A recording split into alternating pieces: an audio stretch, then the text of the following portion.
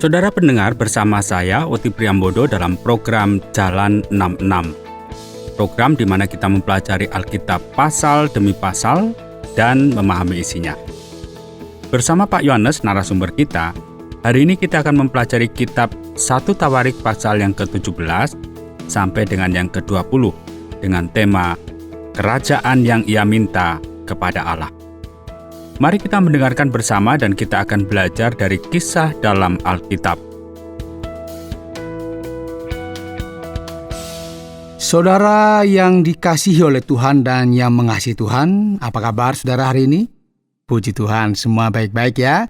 Semua diberi kekuatan, kesehatan, ya masih diberkati dengan kehidupan yang masih diizinkan sampai saat ini. Tentunya ini sesuatu yang mengembirakan kita, sesuatu yang membuat kita harus menaikkan syukur kepada Tuhan. Terutama pada hari ini kita masih diberi kesempatan untuk belajar kebenaran firman Tuhan. Masih bersama saya, Pendeta Yohanes di program Jalan 66. Saudara, hari ini saya mengajak saudara ya, kita belajar dari pertama Tawarikh, pasal 17 sampai dengan yang ke-20.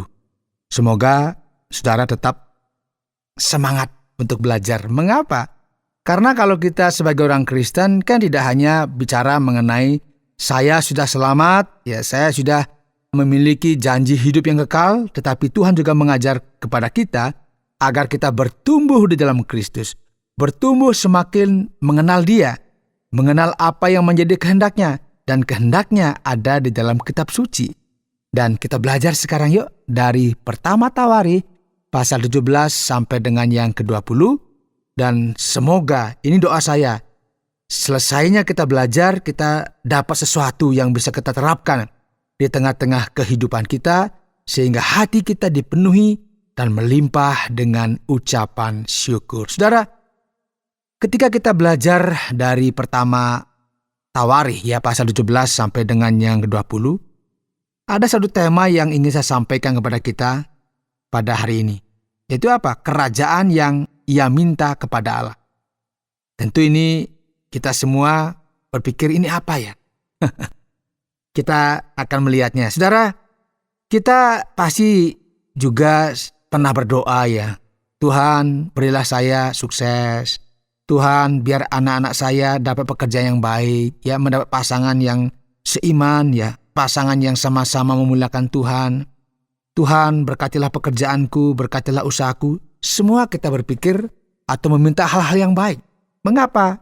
Itu manusiawi saja. Jadi ini sesuatu yang normal dalam kehidupan kita. Nah, di dalam kitab Tawarikh ini saudara, kita akan melihat dan belajar tentang Daud. Ia memiliki kerajaan yang ia minta kepada Allah. Raja Daud mengalami masa yang sangat rumit kalau kita perhatikan di awal pemerintahannya. Dia ini kan berusaha bagaimana agar yang tadinya terpencar-pencar, ini suku-suku ini ya, terpencar-pencar, sekarang bagaimana mereka bersatu di kerajaannya. Nah, di sini kita melihat bahwa dalam kitab Tawarikh ada sesuatu yang ingin kita tahu juga, dan ternyata ini juga ada kaitannya dengan kitab Samuel yang kedua. Kita melihat banyak berkat yang luar biasa yang diberikan Tuhan kepada Daud, dan bagaimana dia mengalahkan musuh-musuhnya misalnya.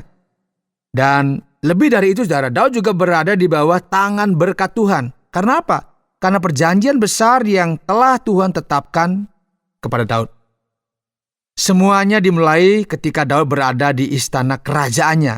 Ya, suatu hari ia menerima kunjungan dari Nabi Nathan.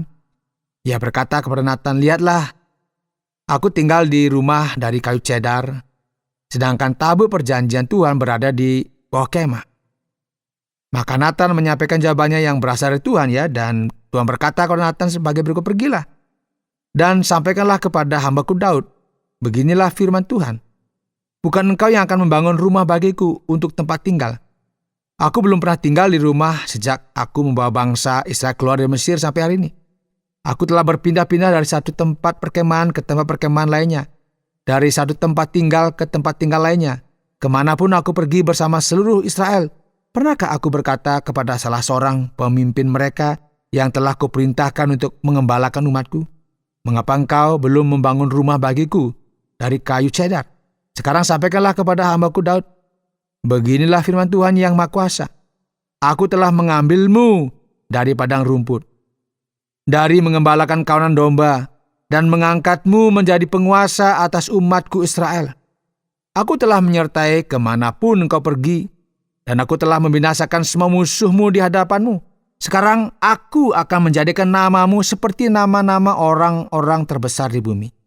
Dan aku akan menyediakan tempat bagi umatku Israel, dan akan menanam mereka, sehingga mereka dapat memiliki rumah mereka sendiri dan tidak lagi diganggu.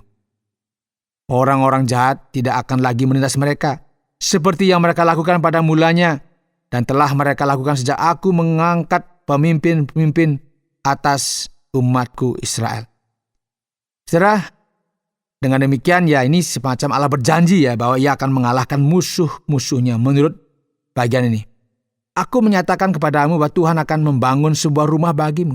Apabila hari-harimu berakhir dan kau pergi ke tempat leluhurmu, aku akan membangkitkan keturunanmu untuk menggantikanmu, salah seorang dari anakmu sendiri, dan aku akan menegakkan kerajaanku. Dialah yang akan membangun rumah bagiku, dan aku akan menegakkan tahtanya untuk selama-lamanya. Aku akan menjadi bapanya, dan dia akan menjadi anakku. Aku tidak akan pernah menarik kasihku darinya, seperti yang telah kulakukan terhadap pendahulumu. Aku akan menempatkannya sebagai penguasa rumahku dan kerajaanku untuk selama-lamanya. Tahtanya akan ditegakkan untuk selama-lamanya. Saudara, di sini kita melihat Allah dengan kehendak bebasnya. Itu menetapkan perjanjian, semacam kontrak dengan Daud, dan mengatakan bahwa monarki teokratis ini, yang telah dimulai dengan langkah yang salah, kalau kita ingat dari Saul, sekarang mendapat berkat Allah melalui Daud. Bahwa Daud tidak hanya akan menerima kerajaan yang ia minta kepada Allah, tetapi juga dinastinya. Bahkan yang tidak dia minta, bahwa dinasti itu tidak akan pernah berakhir. Dan melalui dinasti inilah kita memiliki konsep apa saudara? Mesias. Kita akan memiliki kelahiran raja segala raja, yang digenapi di dalam Yesus Kristus Tuhan kita. Saudara, dengan informasi yang diterima Daud yang ingin menyenangkan Allah, dia ingin memberikan tempat khusus untuk tabut perjanjian. Sekarang Allah memberinya kabar yang jauh lebih mengejutkan, jauh lebih istimewa dan penting, yang menyatakan bahwa ia tidak membutuhkan rumah atau tempat ibadah. Bahwa ini bukanlah prioritasnya, ini bukanlah tuntutan Tuhan. Daud kemudian menerima kabar baik yang luar biasa ya. Lalu ia masuk ke tabernakel, dia duduk di hadapan hadirat Allah dan berdoa. Kitab suci dalam bagian ini menjelaskan siapakah aku Tuhan Allah dan apakah keluargaku, sehingga engkau telah membawaku sejauh ini. Dan seolah-olah ini belum cukup di matamu ya Allahku, engkau telah berbicara tentang masa depan keluarga hamba-Mu ini. Engkau, Tuhan Allah, telah memandangku seolah aku adalah orang yang paling mulia. Apalagi yang dapat Daud katakan kepadamu karena telah menghormati hamba-Mu. Sebab engkau mengenal hamba-Mu, Tuhan. Demi hamba-Mu dan sesuai dengan kehendak-Mu, engkau telah melakukan hal yang besar ini dan menyatakan semua janji-janji besar ini. Saudara, Daud sangat tersentuh dan gembira mendengar semua ini. Menerima berkat yang luar biasa dari Allah. Bukan hanya karena besarnya berkat ini, saudara, tetapi juga karena apa? Cara perjanjian ini ditegakkan. Perjanjian ini dijamin secara sepihak.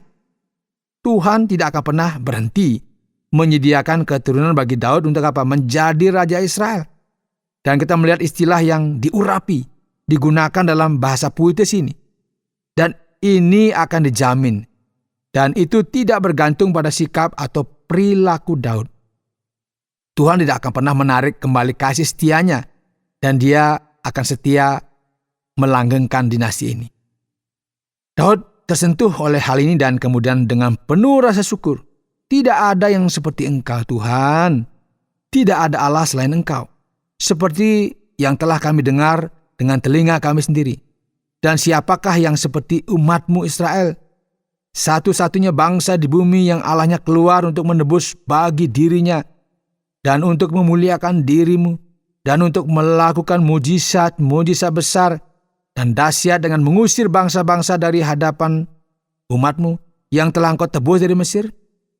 Saudara, Daud mengakhiri doanya kepada Allah dengan berkata, "Dan sekarang Tuhan, biarlah janji yang telah Engkau buat mengenai hamba-Mu dan keluarganya diteguhkan untuk selama-lamanya.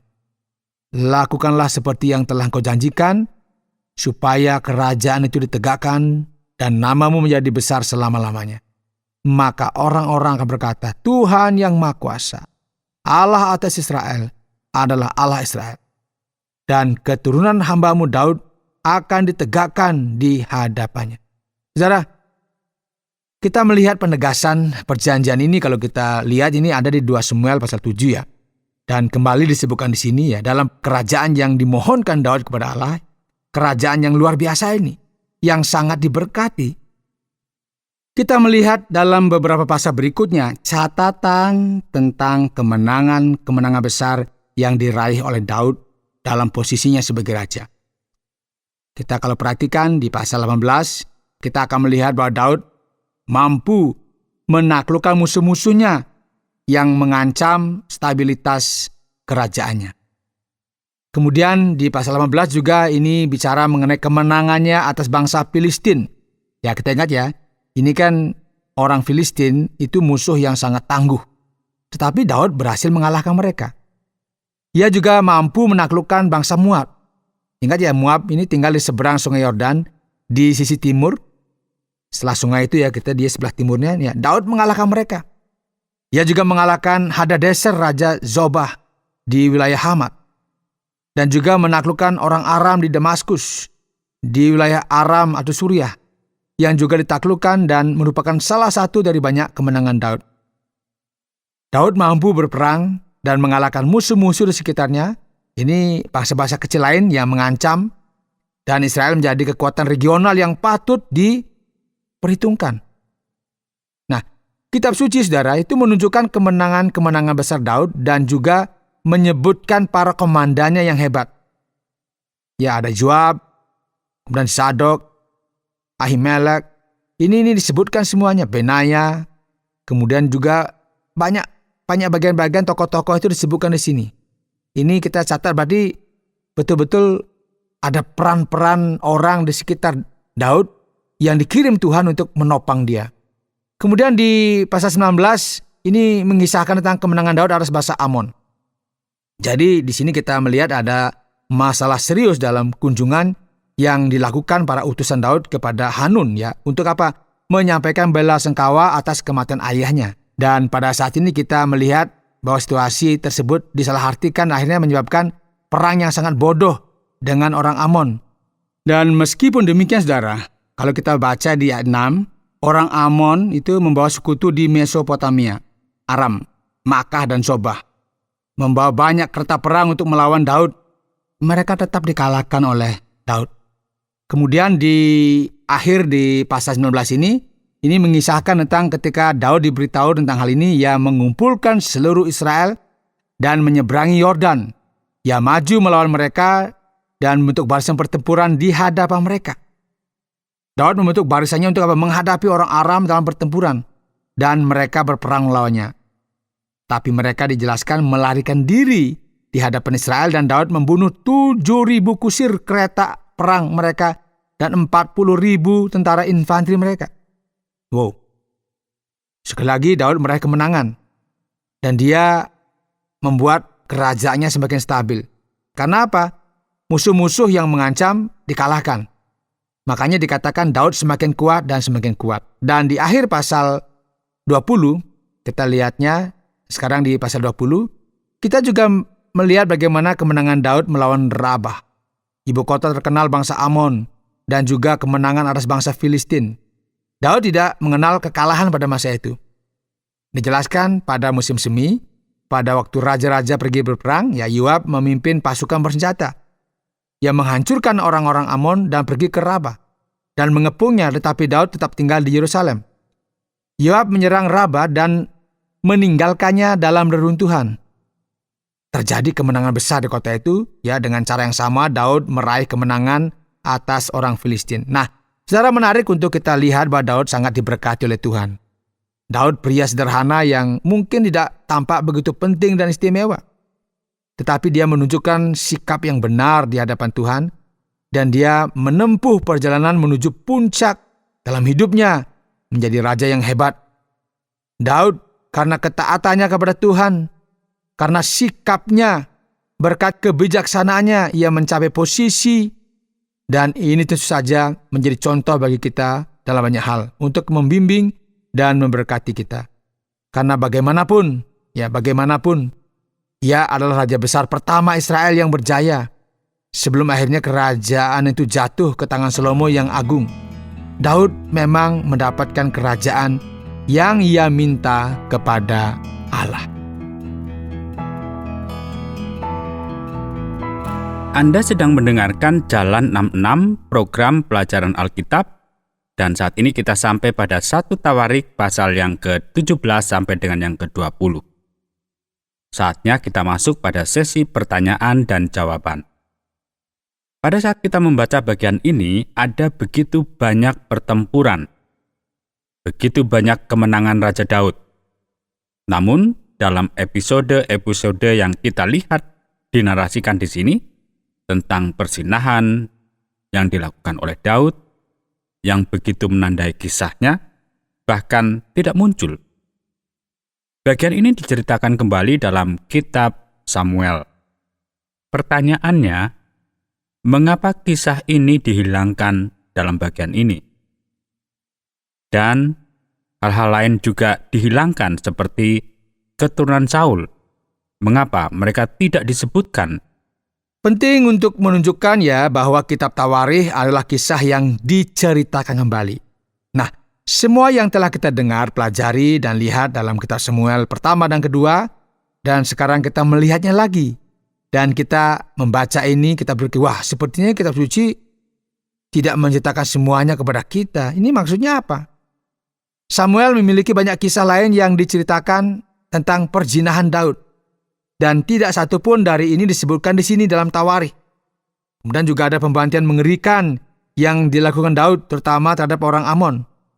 Selain itu di sini tidak ada menyebutkan tentang Mephiboset, tentang keturunan Saul, keluarga Saul Seperti yang kita lihat juga. Ini apa yang terjadi?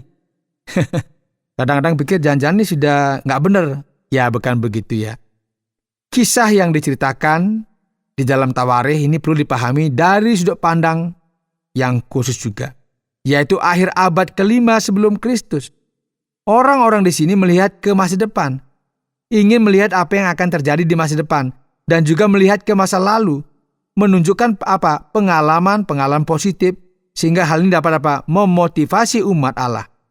Karena kenyataannya tidak ada gunanya menyesali apa yang telah terjadi. Alkitab tidak bermaksud menyembunyikan sesuatu. Dan ini apalagi ada kasus perzinahan Daud, ada banyak masalah lainnya di kitab Samuel. Tetapi sebenarnya untuk menunjukkan kesalahan di saat-saat itu ketika mereka memang sedang berproses dan sebagainya. Tetapi sekarang diajak mereka sekarang melihat ke masa depan tanpa melupakan masa lalu. Tetapi kita dikatakan jangan terjebak pada masa lalu, apalagi hal-hal yang membuat orang itu terpuruk. Kita harus melihat yang positif. Dengan tujuan apa? Untuk membawa bangsa ini maju dengan sikap motivasi bagi bangsa untuk menatap masa depan. Ini tujuan kitab Tawarikh ditulis, supaya umat yang tadi sudah dibuang, mereka sudah nggak tahu apakah memiliki masa depan. Sekarang mereka dituliskan lagi sejarahnya, tetapi betul-betul mereka itu diberikan dimotivasi untuk mereka maju ke depan untuk melihat bahwa Tuhan tetap bersama dengan mereka. Sekarang perhatian utama penulis dan Raja Daud adalah untuk menunjukkan niat besar dalam membangun bait suci yang agung. Karya arsitektur yang luar biasa ini. Mengapa Daud bersikeras membangun bait suci yang kudus bagi Allah? Padahal Allah tampaknya tidak melihat kebutuhan atau menjadikan hal ini sebagai prioritas pada saat ini dalam sejarah. Pertanyaan yang sangat penting dan relevan Pak Oti. Mengapa? Karena kita akan mengamati bahwa Daud memiliki sikap yang sangat positif. Dia menunjukkan kepada kita tempat Tuhan dalam hidupnya, betapa pentingnya Tuhan baginya. Jadi Daud ingin Tuhan itu menjadi prioritas. Dia membawa tabut perjanjian ke Yerusalem. Dia ingin melakukan apapun yang bisa dia lakukan untuk apa? Untuk menyenangkan Tuhan. Dan dia berpikir, aduh, aku kan tinggal di istana ini. Tabut kan ada di tenda. Karena itu aku ingin bangun tempat yang layaklah bagi tabut Tuhan. Inilah yang ingin dia lakukan. Tetapi gagasan yang dimiliki oleh Tuhan tidak sama dengan gagasan kita. Ingat ya, prioritasnya bukanlah prioritas kita. Jadi meskipun Tuhan memerintahkan pembangunan tabernakel, Tuhan kemudian mengizinkan pembangunan bait suci itu sendiri selama pemerintahan Salomo. Tuhan menunjukkan kepada kita bahwa Ia adalah pribadi yang tidak dapat kita pahami. Allah tidak tinggal di bait suci. Lihatlah, aku telah bersama kamu sepanjang hidupmu. Aku tidak pernah tinggal atau berdiam di bait suci manapun. Karena itu ini bukanlah prioritas utama dan tidak boleh dianggap sebagai hal yang terpenting.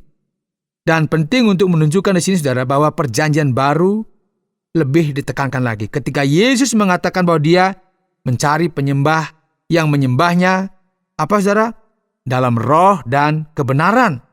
Bukan bait suci yang terbuat dari batu ya, terbuat dari bahan bangunan. Seperti kata penyair, mengingat adalah hidup. Nah, mengapa begitu banyak perang disebutkan di sini? Seorang raja seperti Daud, bukankah dia bisa saja fokus pada keramahan, menjadi tetangga yang baik, sedikit lebih pasif? Kita terus-menerus melihat berurusan dengan orang-orang dari negara lain, dengan cara yang dilakukan yaitu, mengapa begitu banyak perang terjadi? Ketika kita membaca sesuatu seperti ini ya, kita akhirnya mungkin sedikit khawatir dan mulai mikir, waduh, begitu banyak perang dalam Alkitab. Bukankah dunia sudah cukup buruk? Apalagi situasi saat ini. Begitu banyak perang. Mengapa Daud juga begitu kejam? Mengapa dia tidak bisa lebih damai?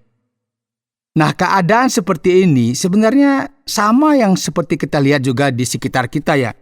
Ketika begitu banyak kejahatan merajalela, ya polisi juga harus bersikap tegas, dikejar ya. Bahkan jika mereka tidak menyerah, mereka ada yang dengan tindakan terukur begitu ya, ditembak kakinya misalnya. Kok sepertinya kejam ya?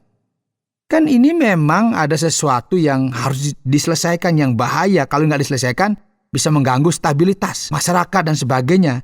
Sehingga ini yang terjadi pada saat itu. Jadi Daud melakukan sesuatu pada porsinya karena dia memang sedang memperkuat kerajaannya. Kalau tidak, maka selalu diganggu dan akan menimbulkan ketidakstabilan di tengah-tengah kerajaannya. Jadi kita tahu bagaimana dia mengalahkan Filistin yang selalu mengganggu.